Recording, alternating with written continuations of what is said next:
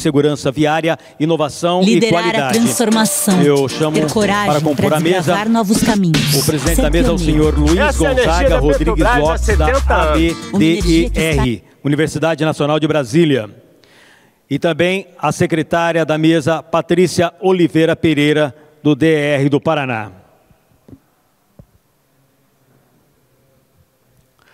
Os nossos palestrantes dessa tarde é o Henrique Teixeira Lopes de Faria, da Marvitec, e também a Renata Mobilia. Convido eles para subir aqui até o nosso palco. Palmas para os nossos palestrantes e para o presidente da mesa e também secretária de mesa. Eu quero convidar o Luiz Gonzaga para ler o mini currículo do Henrique e também da Renata. Deixa eu pegar o seu microfone aqui. Boa tarde a todos. Boa tarde a todos. Após o almoço, a gente tem que gritar um pouco, né? Apresentando aqui o mini currículo do Dr. Henrique Teixeira Lopes de Faria, da Marvitec.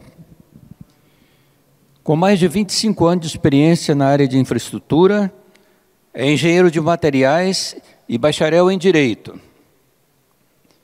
Atuou por mais de 20 anos em concessão em empresas do grupo CCR.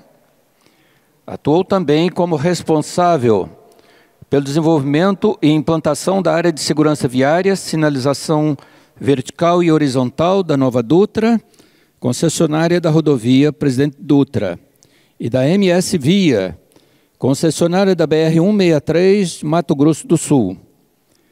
Tem experiência em parcerias com fornecimento e institutos de pesquisa. É ativo na ABNT desde 2004. Coordenou comissões de sinalização e tráfego. É membro da Câmara Temática de Engenharia da Via, Denatran, desde 2012. Pós-graduação e MBA em Gestão Empresarial da Fundação Getúlio Vargas, em 2006. Temos também como palestrante Renata Mobilia, da Malvitec.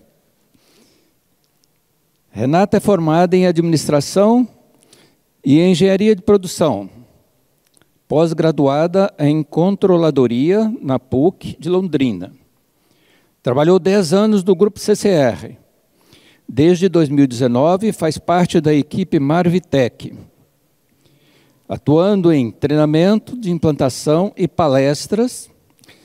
Por mais de 6 meses, foi supervisora de obras, coordenando equipes de implantação de defensas. Participa das reuniões da ABNT. Então, convido ao professor Dr. Henrique Teixeira Lopes de Faria a fazer a sua apresentação.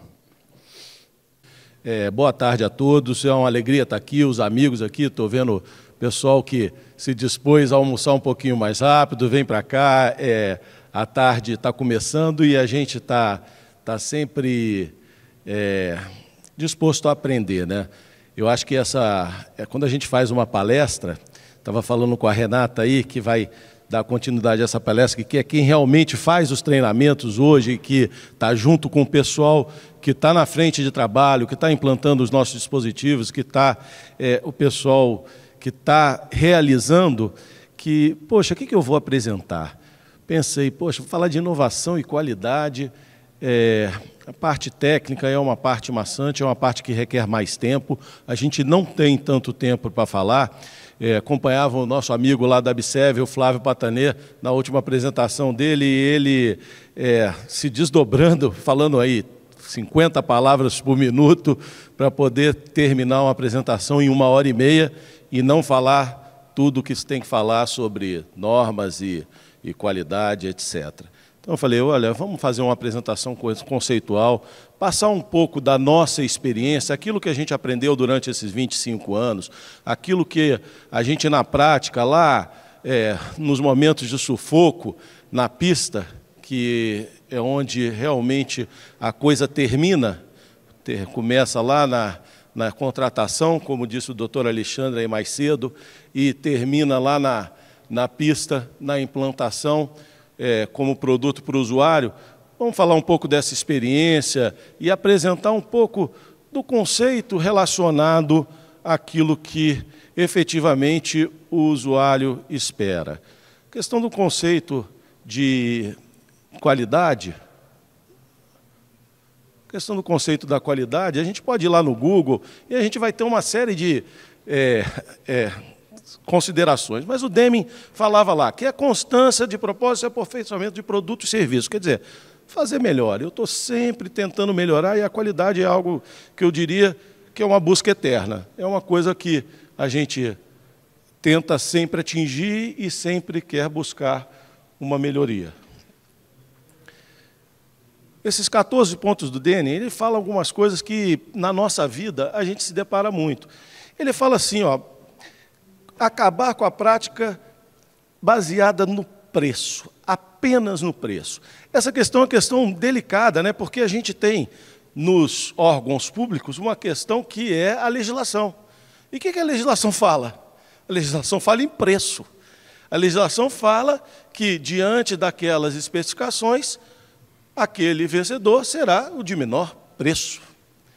Mas o de menor preço seria sempre o de melhor preço? Então, essa é uma questão, uma provocação que eu deixo para a gente pensar realmente. Fala assim, as contratações baseadas em preço, não considerando a técnica, a habilidade das empresas. Então, o senhor acha que a gente tem que insistir na revisão, a legislação deu uma flexibilizada, mas eu acho que a gente tem que batalhar sobre isso. O menor preço nem sempre é o melhor preço. E a confiança, aquela parceria, relacionamento duradouro. Aí o Deming fala em relacionamento duradouro.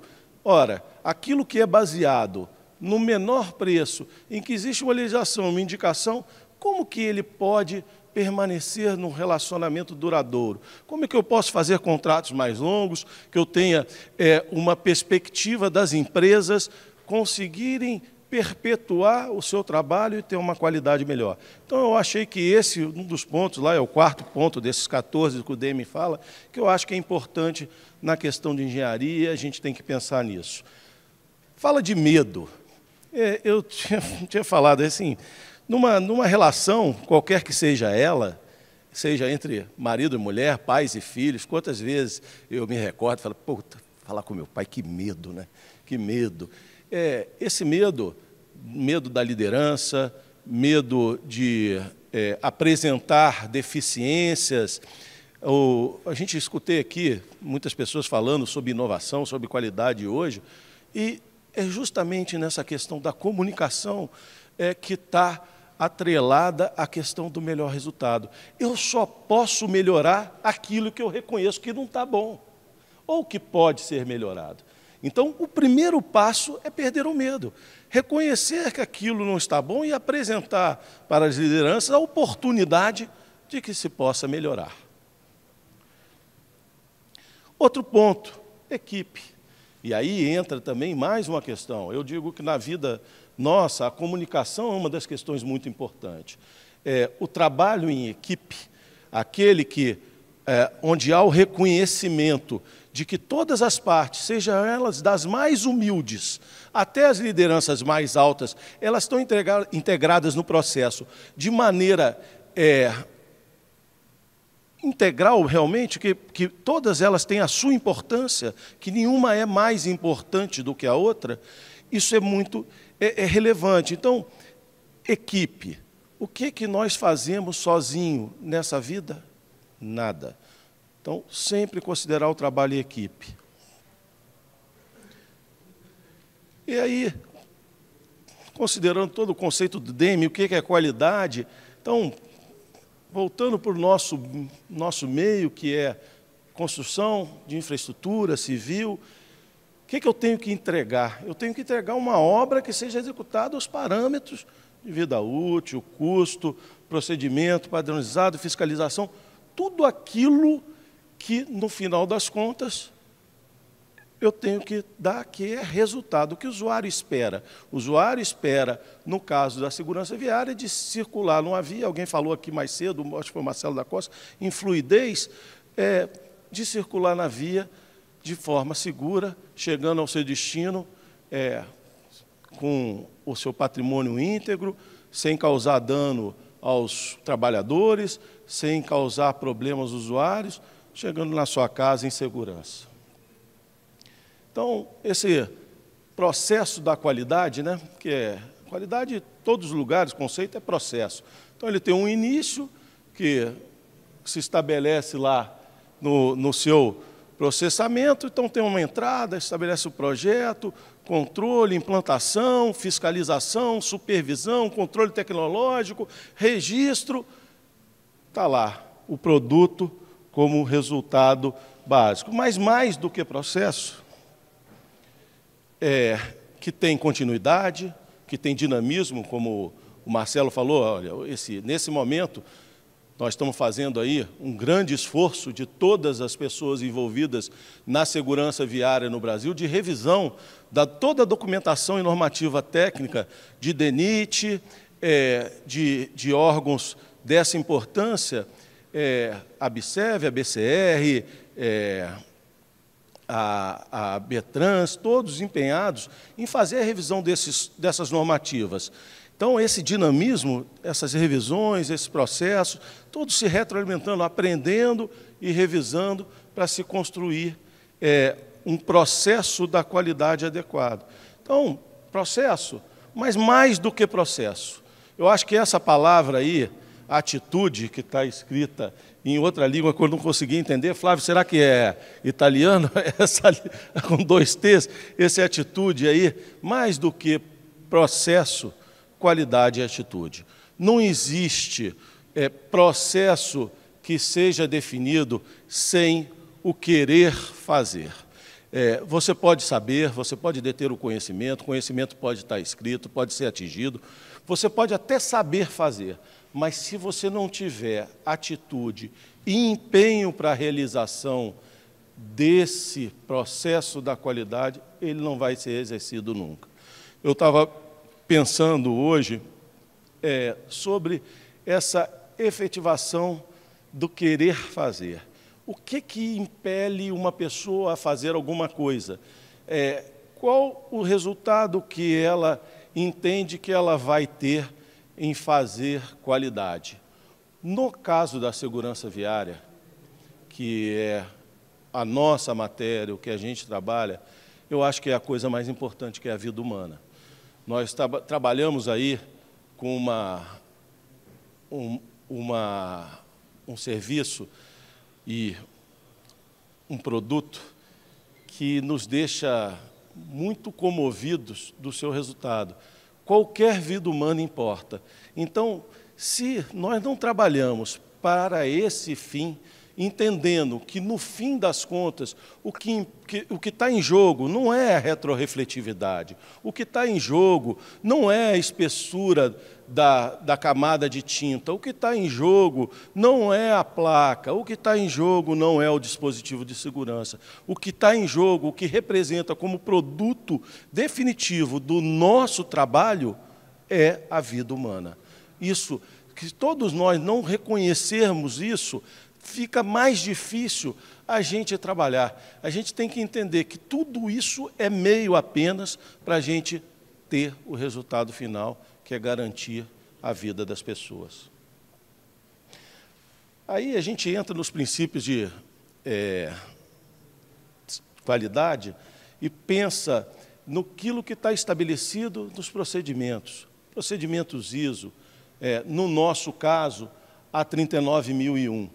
Esse é o documento, e aí eu não vou, como eu disse, nós temos tempo, se abrir uma 39001, que é um documento grande, mas é como referência, aonde vocês procuram. A ABNT diz lá, gestão de segurança, sistema de gestão de segurança viária, está lá na 39000 e indica como fazer.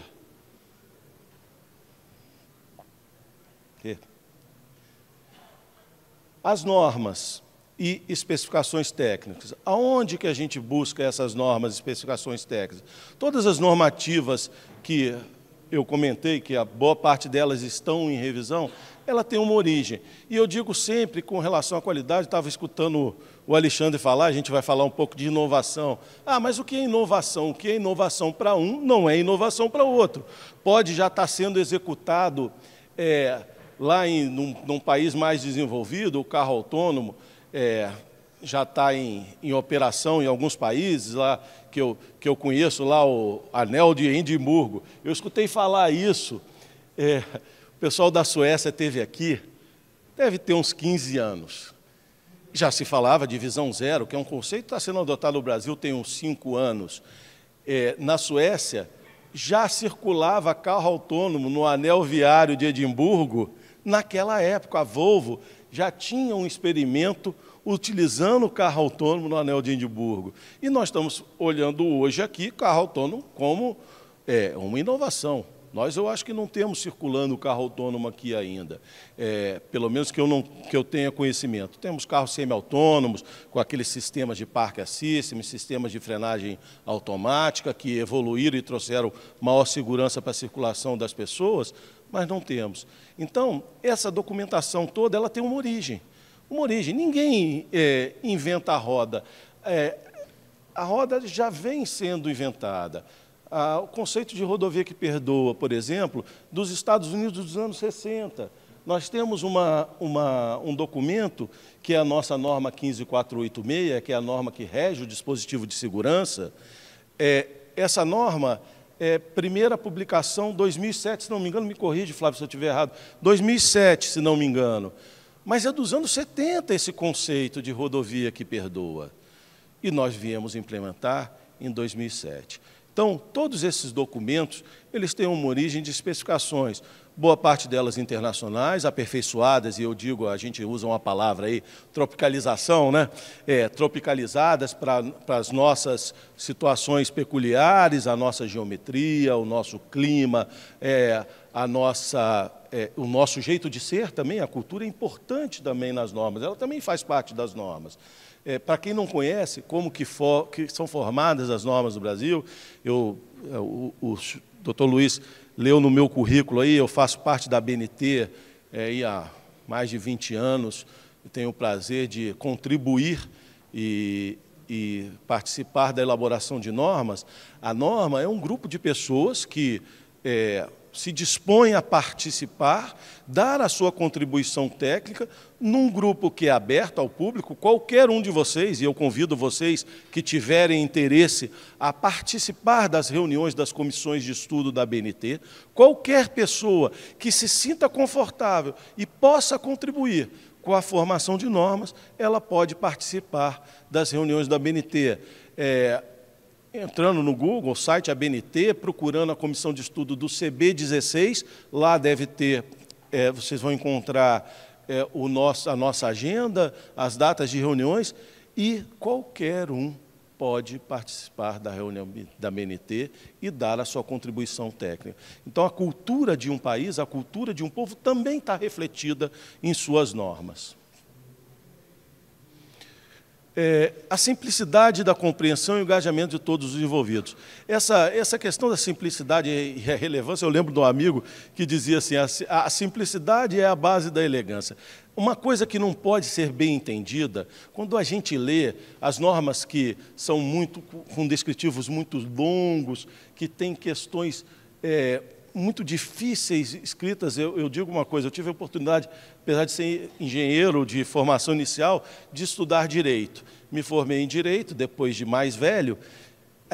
A parte, quando entra numa seara de descrição, muito pensando na questão judicial, na questão de como se proteger, acaba deixando de ser claro para aquele interlocutor que está na outra ponta a informação que é mais importante. A informação que é importante, ela se perde naquele jogo de palavras. Então, quanto mais simples, quanto mais claro e efetivo, é melhor que a informação seja dada. Outro princípio básico de qualidade é estabelecimento de responsabilidade clara. Aquela coisa de, mas eu não posso dar uma não conformidade ou uma ação preventiva para uma empreiteira ou um executor de serviço sem antes falar com o meu chefe? Ora, não. Mas a sua responsável não está, eu não sei se eu posso, eu não sei se eu não posso. Porque na frente de serviço, a ação, ela às vezes é muito importante que seja tomada imediatamente. Então, num processo de qualidade, é importante que as atribuições e competências elas estejam claramente definidas para que todas as ações sejam tomadas tempestivamente. Essa ação ela pode gerar, no caso de segurança viária, uma correção que é feita imediatamente por um fiscal de obra, que não precisa passar por a verificação de um gestor, de um diretor, ela pode evitar um acidente, ela pode salvar uma vida. Então, é importante, na qualidade, que cada uma das atividades esteja claramente definida e cada uma das atribuições seja exercida dentro do papel de cada um. Eu sei exatamente qual é a minha função, sei o que fazer, é mais fácil, assim eu não, como lá no DEM dizia, eu não tenho medo, assim eu posso executar o que que eu fui contratado para fazer. A questão da transmissão de experiência. A gente está aqui batendo um papo, falando daquilo que a gente aprendeu, muita gente veio aqui e está falando. Isso é uma coisa muito importante, lições aprendidas. Lições aprendidas é o que efetivamente constrói o processo da qualidade. Nada disso seria muito importante, eu tenho normas, eu tenho documentos, sei aonde eu posso e o que eu posso atuar, mas efetivamente, quando eu encontro algum problema, quando eu resolvo esse problema, eu não registro, eu não transmito, eu não passo à frente como que eu fiz aquilo. Então, a transmissão da experiência e do aprendizado nos projetos, na obra, na realização, é uma das coisas mais importantes da qualidade. A questão factual. O que é a questão factual? Olha, isso não está sendo feito de maneira adequada. Olha, aquele material não está de acordo com a especificação. Mas não está por quê? Por que você acha que não está? Eu não tenho que achar, eu tenho que ter certeza. O Garonce aqui, mais cedo, falou assim, olha, a gente tem aqui no Improtrans a ciência como base. Tudo aquilo que eu transmito tem que ser testado, eu tenho que ter certificado de que realmente eu estou passando aquilo que efetivamente eu constatei. E como é que eu constato? Através de laboratórios, topografia, sempre registros científicos daquilo que eu estou avaliando. A avaliação não pode ser intuitiva, a avaliação não pode ser. O registro tem que ser com base factual. Aquilo é um fato, eu registrei, eu me certifiquei e eu estou transmitindo como deve ser feita a correção.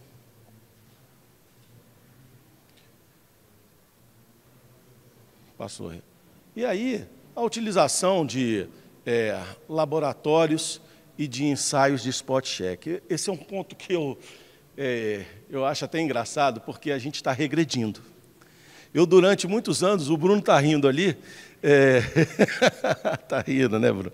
Eu, durante muitos anos, à frente lá da concessão, a gente tinha uma prática que era fazer ensaios de spot check. Todos os materiais devem ser ensaiados, está escrito. Mas é muito fácil para quem está fazendo a gestão e quem está recebendo numa obra, transferir essa responsabilidade para o fornecedor. As construtoras normalmente ficam com essa peteca na mão. Falam, não, você tem que fornecer aí, cadê o laudo? Você fez aí um ensaio de retrorefletância, cadê o laudo? Cadê o ensaio de espessura? Ora, tudo bem, é uma responsabilidade e uma obrigação da contratada fornecer a documentação e garantir que esses materiais cheguem na ponta, lá na obra, de maneira adequada. Mas também é responsabilidade do executor da obra e principalmente do contratante garantir que esse material ou esse serviço esteja sendo feito de forma adequada. E como que eu faço isso? Não é com papel. É com ensaio de spot check. Eu defino, ao longo de uma frequência determinada, quantos? Se eu vou usar nessa obra 50 toneladas de aço, são quantas partidas? De quanto em quanto eu posso tirar uma amostra para fazer esse ensaio, para checar, com relação ao ensaio que eu recebi da construtora, consequentemente do seu fornecedor, se esse ensaio realmente condiz com o que está sendo praticado. Eu não vejo isso acontecer mais. Isso era uma prática comum e nas construtoras, nas concessionárias de rodovia. Hoje o que a gente vê é uma relação de recebimento e que nessa relação mas é uma relação de confiança. Eu falei, mas a relação de confiança também é estabelecida em fatos. Eu preciso checar, eu preciso garantir que quando eu tiver um problema decorrente da utilização de um material ou de um dispositivo ou de um serviço, que eu chequei, o que eu recebi está adequado. E hoje a gente não tem mais essa prática. Eu acho que é muito importante que a gente pense nisso.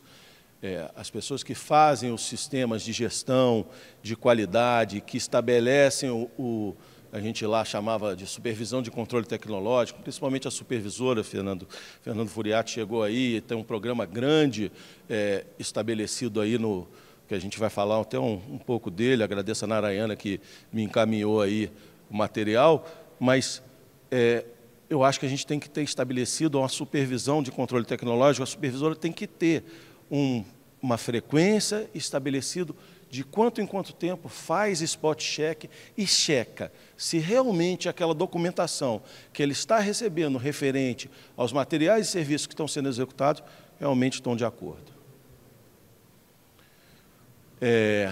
O acesso irrestrito de qualquer funcionário da fiscalização ao laboratório, seja da construtora, ao registro de qualidade e as planilhas. Isso é muito importante também, porque o general Megide estava aqui mais cedo, podia falar, quando o general vai no quartel, está tudo arrumado, né?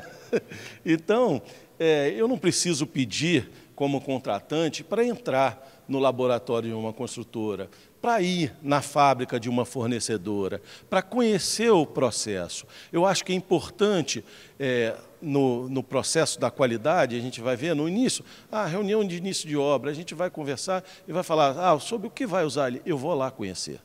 Eu vou lá na fábrica de quem vai me fornecer. Eu vou conhecer o processo. Eu vou ver o que está me entregando. Vou conhecer o laboratório. Esse cara tem laboratório, ele me entrega uma coisa com laudo. Ele tem laboratório? Mas ele me entregou com laudo aqui, tem ISO 9000, mas tem laboratório? Eu fui lá, eu conheci, tem. Laboratório do cara bacana, eu conheci o processo. É importante, é um aprendizado, é um conhecimento. Eu utilizo o laboratório terceiro, Falcon-Bau, eu utilizo lá o Instituto Mauá, eu utilizo qualquer outro Alenco, qualquer outro laboratório desse.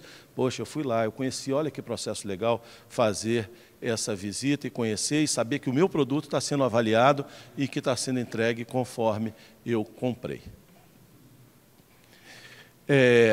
Outra coisa, às vezes a gente vê, e isso é muito importante, eu escutei o Alexandre falar ali do coração, que qualidade, às vezes contrata uma empresa que ela é generalista. Eu sou uma empresa de engenharia, mas qual engenharia? Você faz segurança viária? O que você conhece de demarcação? Você já viu uma placa? Olha que interessante, eu sou engenheiro de materiais, eu me formei em materiais. Eu não posso, eu tenho 30 anos de segurança viária, eu não posso ser um engenheiro responsável técnico para o DENIT. Eu acho que talvez para o DR também não, Fernando. Tendo experiência, tendo conhecimento, que talvez a parte de tintas, películas, tenha muito mais a ver com materiais, o percentual de engenharia de materiais na sinalização, eu acho que é muito maior do que o percentual de engenharia civil. E eu não posso ser um responsável técnico, porque só pode ser um engenheiro civil ou arquiteto. Lá no DENIT, com certeza. No DR eu não tenho certeza. Mas você veja que interessante. E a gente veja que as pessoas, elas aprendem, mas às vezes elas não têm braço. Eu sou generalista, eu não conheço segurança viária, mas eu tenho uma obrigação de atender aquele contrato. Eu contrato uma consultora, eu contrato um especialista que vai me ajudar.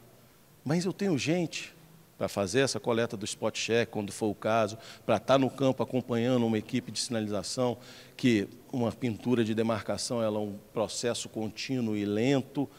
Tudo isso é muito importante, que esse dimensionamento e a formação das equipes esteja adequada ao controle da obra. E a questão, a gente falou de treinamento técnico, realização de palestra e workshop, isso que o DR está promovendo, o OAB-DR está promovendo aqui, que o DR está nos recepcionando, e as pessoas, essa troca de informação e esse treinamento que a Renata faz muito com as nossas, os nossos clientes e nossos parceiros. Eu não gosto de chamar de cliente, porque eu acho que essa não é relação de clientelismo. O compromisso nosso com segurança viária, ele vai além de fornecer um produto. Ele está compromissado realmente. Quem entende o que está fazendo de segurança viária, que é salvar vidas, está compromissado com a ponta. Porque, às vezes, o produto é bom, mas ele é mal utilizado. O Flávio, na apresentação dele, mostrava muito bem lá em Goiânia, olha, todos os produtos, apesar de certificados, com controle de qualidade, mas na hora de implantar, ele não foi implantado de maneira adequada. Isso pode causar um risco maior do que não ter o produto no campo. Então, a Renata e a nossa equipe está sempre atenta, treinando, indicando a forma adequada de fazer essa implantação, fazendo auditoria pós-implantação, verificando se esse dispositivo e esse produto foram implantados de forma inadequada e indicando a correção quando isso identificado. Então, o processo da garantia de qualidade é um PGQ, a gente falou da estrutura, da responsabilidade, dos procedimentos e recursos, e isso precisa ser construído. Então, tem lá, começa onde? Uma obra começa onde? Uma obra começa, como disse o Alexandre, na contratação. E depois vamos para o projeto. Então, lá no nascedouro da obra, é preciso ter uma integração. Às vezes, a gente vê essa matéria segurança viária, quando eu comecei lá no início, ela era uma matéria secundária, talvez até terciária. Eu me deparei com coisas do tipo assim, olha, o rapaz que fazia aqui, que a gente treinou para fazer projetos de sinalização e segurança, que dele, ele foi promovido, ele passou para pavimento. Quer dizer, o entendimento desse negócio, que no final eu acho que é o core business de qualquer operador de via, seja ele público ou privado, é segurança viária. É só isso que você tem que entregar, o resto tudo é meio, o pavimento é meio, a drenagem é meio, o talude é meio. O que você tem que entregar? Eu tenho que entregar segurança viária. O cara tem que chegar em casa. E essa mudança ocorreu há muito pouco tempo. Eu até intervino agradecendo ao Marcelo da Costa, que estava aqui, porque a evolução do Denatran para a Senatran, que virou Secretaria Nacional de Trânsito no último governo, foi uma mudança de paradigma. Foi uma mudança de paradigma. A segurança viária tomou outra proporção. As pessoas passaram a entender. A segurança, dispositivo de segurança no Brasil antes era visto como defesa de patrimônio. Era para proteger o pilar, era para proteger o poste, era para proteger a drenagem. Não era para proteger o ser humano. Hoje, ele é para proteger o ser humano. Então, o projeto, a integração desse projeto, que normalmente é feito em matéria separado, o cara que estuda a geometria, o cara que estuda a drenagem, o cara que estuda pavimento, eles precisam estar integrados por um único objetivo, que é a segurança viária. E eu não estou defendendo a minha praia, não. Trabalhava lá, eu estou vendo o Cláudio do B aí, que trabalha com pavimento, meu colega lá na CCR, e ele sabe o quanto eu brigava lá. Falei, cara, vocês... Pô, não adianta, sinalização não conserta geometria. Se você vir agora, depois do projeto pronto, me pedir para fazer um acerto, isso não vai resolver. Não vai resolver. Então, essa integração de projetos rodoviários, na minha opinião, tinha que ser baseada numa integração de segurança, porque é isso que se quer entregar. As normas e especificações, saber isso claramente, eu acho que isso é chovendo molhado, está todo mundo sabendo daquilo que tem que controlar. Então, quem faz a fiscalização, quem faz a supervisão, primeira coisa é conhecer o projeto. Não adianta, a supervisora conhecer o projeto. Depois é ter ferramentas mínimas. Quantas vezes?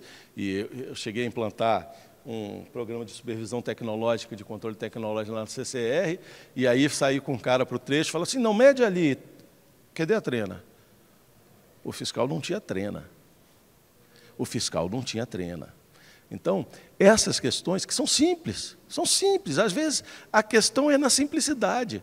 Falou assim, está descrito claramente qual é o equipamento que os fiscais têm que ter, esse controle tecnológico, está claro lá no contrato, o mínimo que ele... Não, é as melhores práticas de engenharia.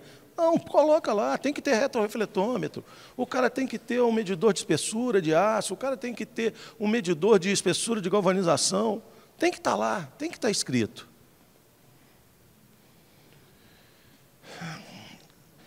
As atividades de controle de qualidade com a apresentação de ensaio de análise, eu já falei um pouco disso, quer dizer, é acreditar no ensaio, mas fazendo spot check. Eu acho que a gente tem que ter sempre isso. E a rastreabilidade da obra, isso tudo é visto, análise, ensaios, controles tecnológicos, tem que ter um registro. E esse registro tem que ter rastreabilidade. A gente fala dos nossos produtos que são feitos de aço, a gente, lá na Marvitec, tem, desde a partida de aço, o aço chega com o número da aciaria, do fornecedor, e esse número, ele sai da ponta de entrada até o produto que a gente sai, o mesmo número. Então, ele é rastreável de ponta a ponta, é o nosso processo, que é um processo industrial, que é menos fadado ao erro do que um processo de obras, que é um processo externo, mas está lá, rastreado. Uma obra, um serviço de campo, mais ainda, ele tem que ter uma rastreabilidade de ponta a ponta. Isso, um databook, um registro de como isso é feito. Então, análise crítica gera resultado, obra, acompanhamento, fiscalização, resultado, documentação, análise, lição aprendida. Isso retroalimenta, é aquele processo da qualidade que nós já falamos no início, mas que, pode passar, Rê, seja ele PDCA, aumentando, mas que tem um único objetivo. Eu falava com alguém ali fora, a vida a gente trabalha por resultado. Eu acho que foi com o Friati mesmo. Falei, é um resultado. Se não tiver resultado, ele não adianta. Eu posso trabalhar à vontade, fazer processo, fazer controle, ter um monte de papel, mas a obra ficou boa, eu entreguei, está com segurança viária, o usuário recebeu o que ele tinha para receber, o contratante recebeu o que ele tinha para receber, e o que é?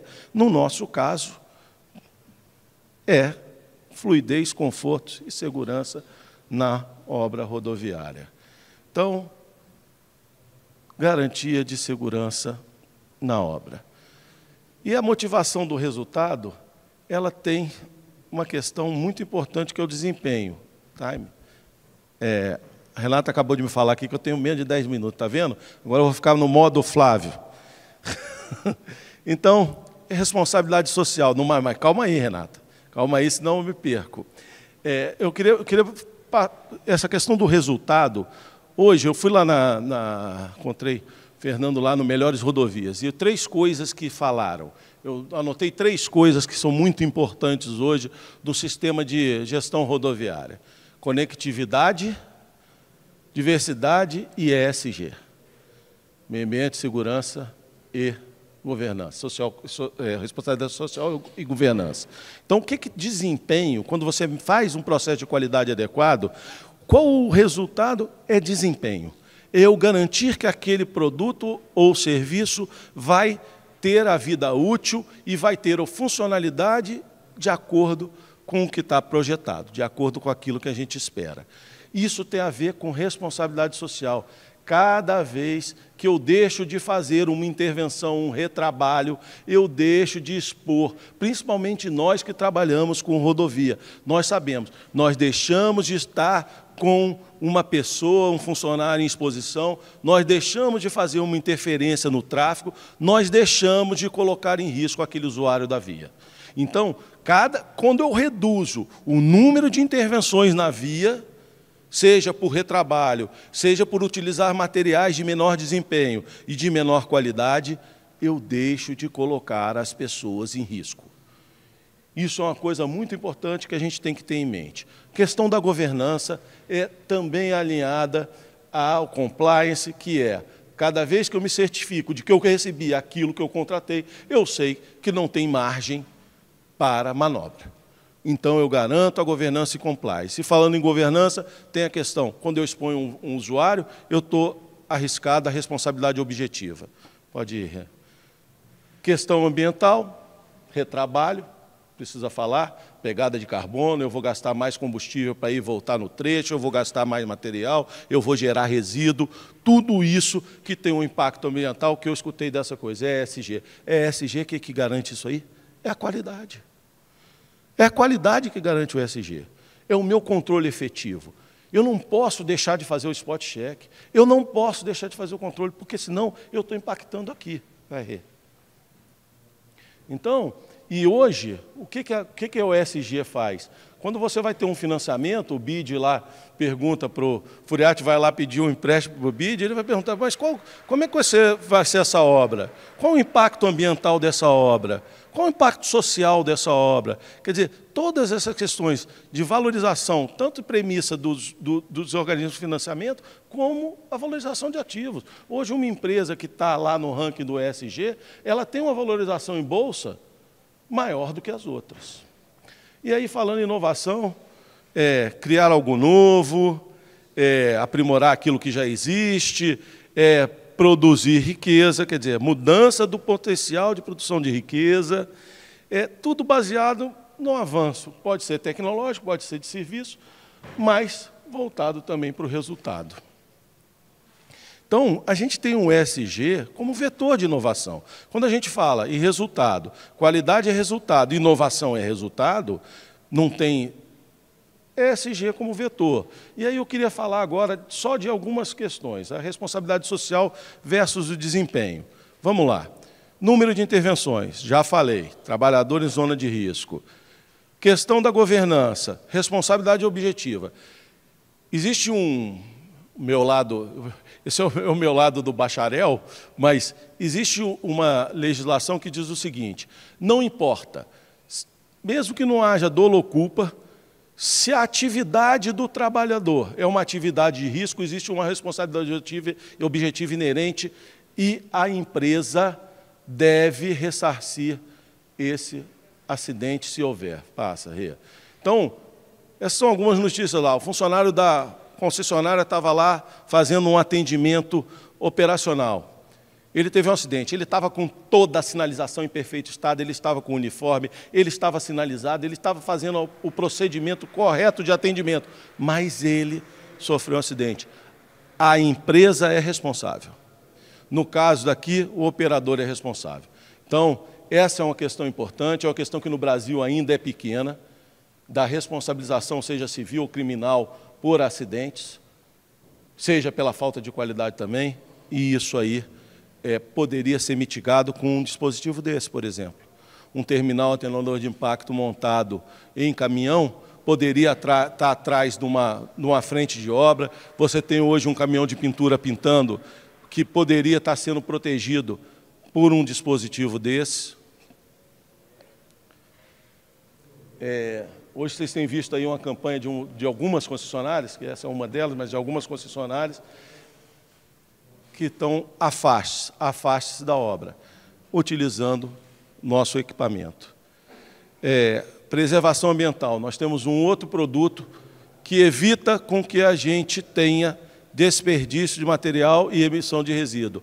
Um dispositivo daqueles tradicionais que eram usados antigamente, ele, quando impactado, gera resíduo. Resíduos plásticos, resíduos que vão ser jogados no meio ambiente. E a gente tem um produto que é esse aí, que não gera resíduo. Ele, quando impactado, simplesmente...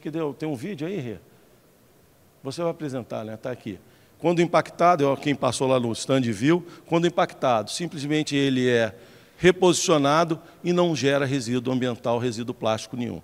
Então, isso é um ganho na questão ambiental. Eu vou deixar a Renata falar, porque eu já falei demais, e ela fala, toda vez eu falo demais e perco... Hã? Ah, esqueci. Nara, muito obrigado. Queria dar os parabéns à equipe toda do DR aí, Narayana me deu esse suporte, o pessoal todo aí, porque outra inovação tecnológica são sistemas de gestão. Eu digo uma coisa, não adianta ter controle sem registro, nós falamos. E o sistema que está sendo adotado pelo PROSEG, pelo esse programa bacana aí do DR, ele faz toda a parte, desde inventário, projeto, controle e monitoramento, controle de implantação, isso tudo integrado. Isso gera para o gestor uma tranquilidade e uma eficiência de trabalho muito grande. Então, isso é mais um exemplo do que a inovação, ela é resultado da qualidade e o resultado de um trabalho que pode ser beneficiado em todas as pontas, desde a parte de projeto até a parte de controle tecnológico de obra e nas lições aprendidas. Por exemplo, eu começo a verificar que um dispositivo está sendo trocado no mesmo ponto diversas vezes. Poxa, será que o problema não é que o dispositivo está no lugar errado? Vamos revisitar isso. E esse sistema que eles usam, uma das oportunidades que ele dá, entre outras, é observar isso. É fazer uma gestão do ativo rodoviário, do patrimônio rodoviário, de uma forma mais efetiva, garantindo não só o resultado, mas como a melhoria contínua. Então, eu acho que esse é um programa inovador, um negócio super bacana. Na minha época, comecei lá, não tinha, era as planilhas em Excel, a gente camelando lá, tirando fotografia. Eu lembro o Furiati e mandava revelar, tirava fotografia hoje. Olha como é que a vida melhora, né? Não, tudo só anda para frente, gente. Porra, tirava fotografia e esperava, era 3 dias para revelar, para voltar com a fotografia para fazer o relatório. Hoje, o cara põe no tablet, tira a foto, já vai no formato, não tem nem que formatar mais, né? Tirou a foto, já entra no relatório, já vai para lá, o relatório está pronto. É uma facilidade. E o pessoal reclama de fazer. Porra, na época você tinha, manda o filme, vai revelar, 36 poses. Você já tem direito a 36 fotos, não podia tirar muita, não. Mas é bacana. Eu acho que isso aí são coisas que a gente tem aí de novidade, tecnologia, robôs, corte de plasma. Toda essa tecnologia está à nossa disposição. O que vai resultar na inovação é a forma de utilizá-la. Se realmente ela vai produzir um ambiente de riqueza, um ambiente de resultado, um ambiente de coisas positivas. Essa é a nossa planta aí com robôs de solda automatizados, toda a parte de soldagem do nosso dispositivo são feitas por robôs, os cortes da chapa feitos em plasma, quer dizer, tudo isso utilizando a tecnologia em favor da qualidade, isso gera uma inovação na ponta e um resultado positivo. Rê, eu vou deixar você falar, porque senão eu falo o dia inteiro. Agradeço a vocês. A Rê vai falar um pouco do nosso material aí, o que a gente faz com amor e qualidade. Muito obrigado, viu?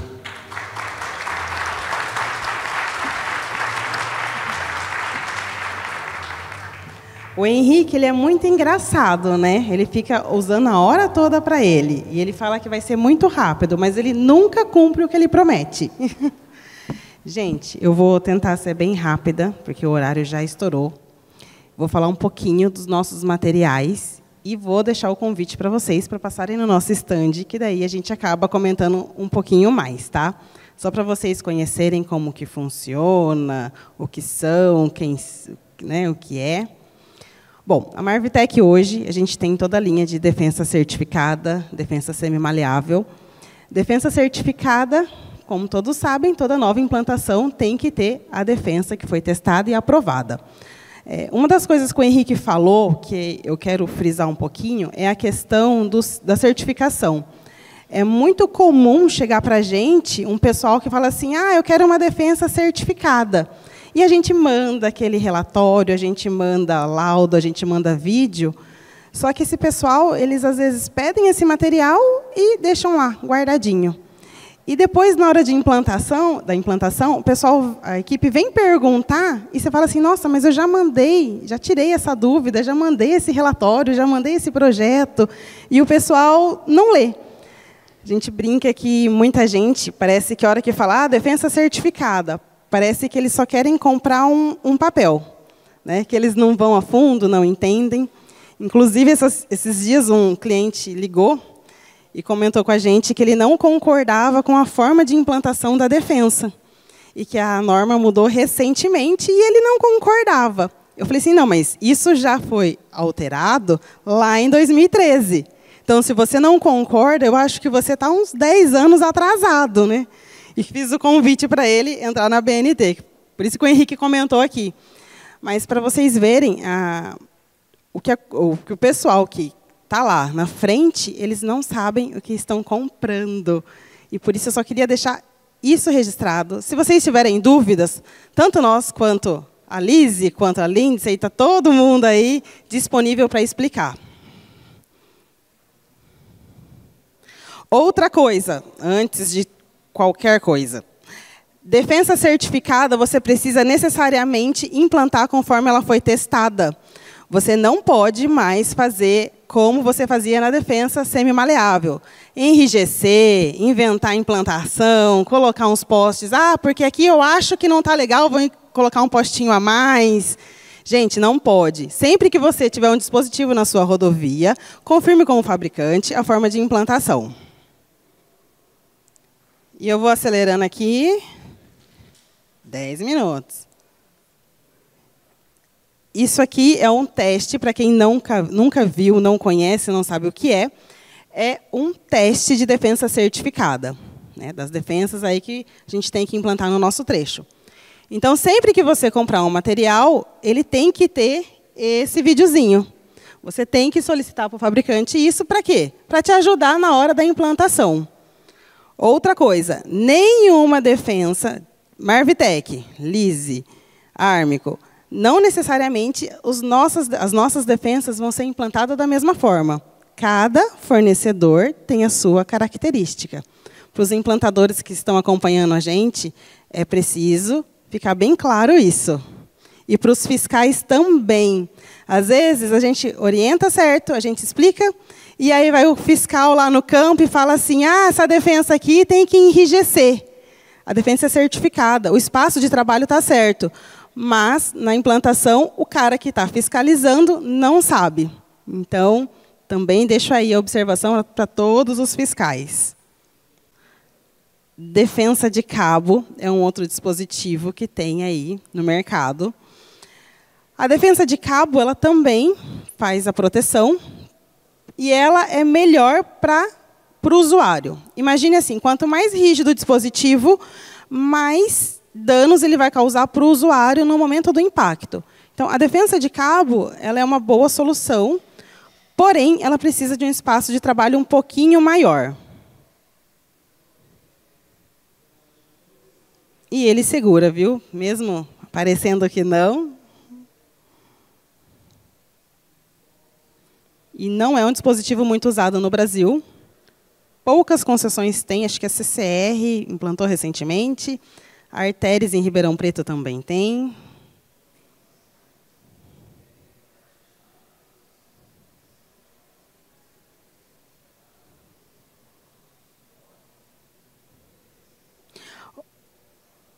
E 5 minutos, tá. Terminais, os tais, né, que o pessoal coloca na rodovia. A Marvitec, hoje, a gente tem 2 modelos, o SGET e o TK. O SGET, ele é aprovado na norma americana e o TK na norma europeia. A norma 15486, ela fala que todo dispositivo que vai para a rodovia tem que ser testado em uma das 2 normas. Porque no Brasil a gente não faz testes. O SGET, ele é um dispositivo da norma americana, então ele é preparado para veículos mais pesados, né? Porque a norma americana ela permite teste até 2.500 quilos, já a norma europeia até 1.500 quilos. Outra coisa, para os fiscais de plantão, tem alguns contratos que fala que o terminal, contrato lá que o terminal tem que ter 12 metros. Gente, a norma ela não determina a metragem do dispositivo. A norma fala que o dispositivo ele tem que parar o veículo em segurança. Então, a gente não tem, em nenhum momento, citando qual é o tamanho mínimo do dispositivo. Por exemplo, o SGET ele tem 16 metros e o TK a gente tem de 6 e 9 metros. Quando o pessoal implanta, ele vai implantar conforme foi testado. Houve, num passado, coincidiu dos dispositivos que a gente tinha no mercado serem de 12 metros. Mas eu só queria deixar claro que isso não é norma. Cada fornecedor, cada dispositivo tem a sua característica de implantação, tem a sua forma de parar o veículo em segurança.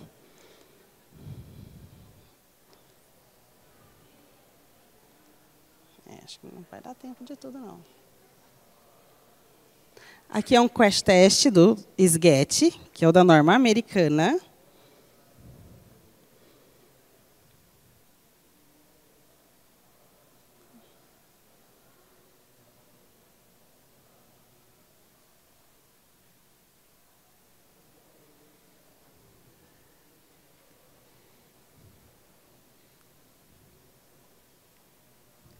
A norma americana, ela tem, para um dispositivo ser aprovado, ela precisa passar por 7 testes, 7 formas de impacto. A norma europeia é 4 testes, 4 formas de impacto.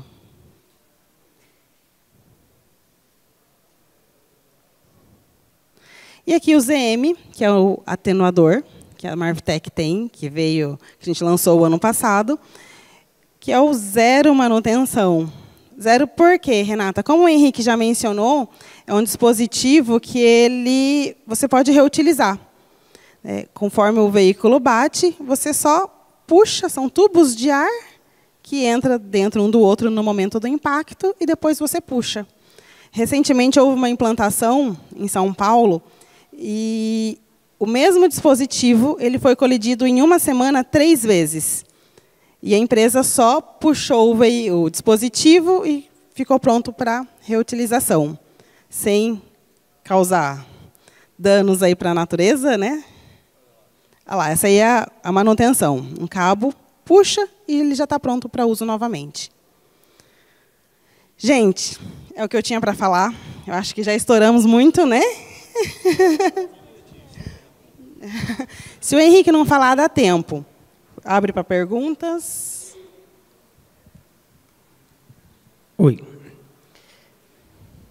Vamos ver a hora. Acho que, infelizmente, não vai dar tempo da gente abrir para perguntas, porque às 16 horas e 30 minutos a gente... Mas tem alguém que queira fazer alguma pergunta? Aí eu vou até a pessoa, alguém queira fazer alguma pergunta. Para o pessoal, a gente aproveita. Alguma dúvida? Estamos à disposição. Não, peço para que o nosso presidente faça suas considerações finais, Luiz Gonzaga Rodrigues.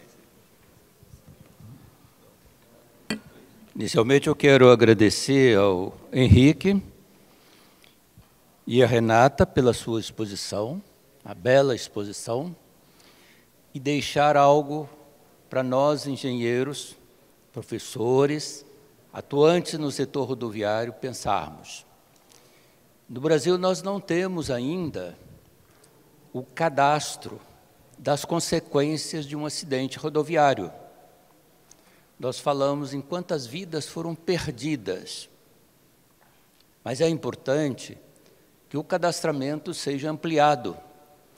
Quantas pessoas foram para os hospitais? Quanto isso custa para o país? Quantos mutilados, com grandes perdas ou pequenas perdas? Nós não sabemos. Sabemos apenas que em torno de 40 mil mortes estão registradas em acidente de trânsito. Mas, provavelmente, a quantidade de pessoas que ficam mutiladas seja muito maior do que isso. Então, eu quero parabenizá-los pela colocação de vocês. Estão falando em proteção, em evitar acidentes. Sem os equipamentos de proteção, os acidentes seriam muito piores. Isso deve ser bem divulgado no nosso meio. Então, eu quero agradecê-los pela exposição e passar... Você quer falar? Pegar o certificado para eles. Só um pouquinho. Deixa eu passar para o senhor. Uma salva de palmas para os nossos palestrantes, Renata Mobília e também o Henrique Teixeira Lopes de Faria, Marvitec. Não está comigo, não ficou lá com a gente.